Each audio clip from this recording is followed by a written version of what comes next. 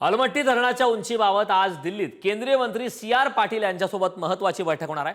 महाराष्ट्रातील सर्वपक्षीय खासदार आणि आमदारांचं शिष्टमंडळ हे दिल्लीत दाखल। सांगली आणि कोल्हापूरमधील सर्व खासदार आणि आमदार सुद्धा या बैठकीला उपस्थित राहणार आहेत। मंत्री राधाकृष्ण विखे पाटील, धनंजय महाडिक, सतेज पाटील सुद्धा या बैठकीला उपस्थित राहणार आहेत। अलमट्टी धरणाची उंची वाढवू नये, महाराष्ट्र सरकारची महत्त्वाची ही मागणी आहे। अलमट्टी धरणाची उंची 15 फुटांनी वाढवण्याचा कर्नाटक सरकारचा मात्र प्रयत्न आहे। तर कर्नाटक सरकारच्या अलमट्टीची उंची वाढवण्याच्या प्रस्तावाला महाराष्ट्रातून मात्र जोरात विरोध होतोय। धरणाची उंची 15 फुटांना वाढविल्यास कोल्हापूर, सांगलीत पूर येईल आणि नुकसान होईल, महाराष्ट्रातील आमदार खासदारांचं असं म्हणणं आहे। त्यामुळे या बैठकीमध्ये नेमक्या काय घडामोडी घडतात हे पाहणं महत्त्वाचं आहे। केंद्र शासनानं जे त्यांनी ऑलरेडी व्यवस्था कर्नाटक सरकारनं केलेली आहे ते जाऊ नये, पुढे 524 पर्यंत त्यांनी उंची वाढवू नये अशी आमची अपेक्षा आहे।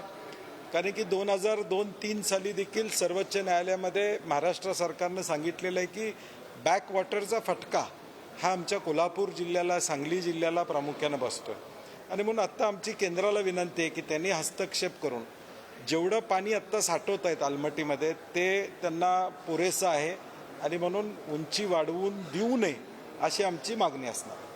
अलमट्टीची जी उंची आहे ती जर वाढवली तर निश्चितपणानं कृष्णा काठ असेल, वारणा काठ असेल, पंचगंगेचा काठ असेल, या परिसरातील मोठ्या प्रमाणामध्ये गावांचं स्थलांतर होईल, शेतीचं मोठ्या प्रमाणामध्ये नुकसान होणार आहे आणि म्हणून याला महाराष्ट्रातल्या शेतकऱ्यांचा मोठ्या प्रमाणामध्ये आणि सर्व त्या पट्ट्यातल्या गावकऱ्यांचा विरोध आहे।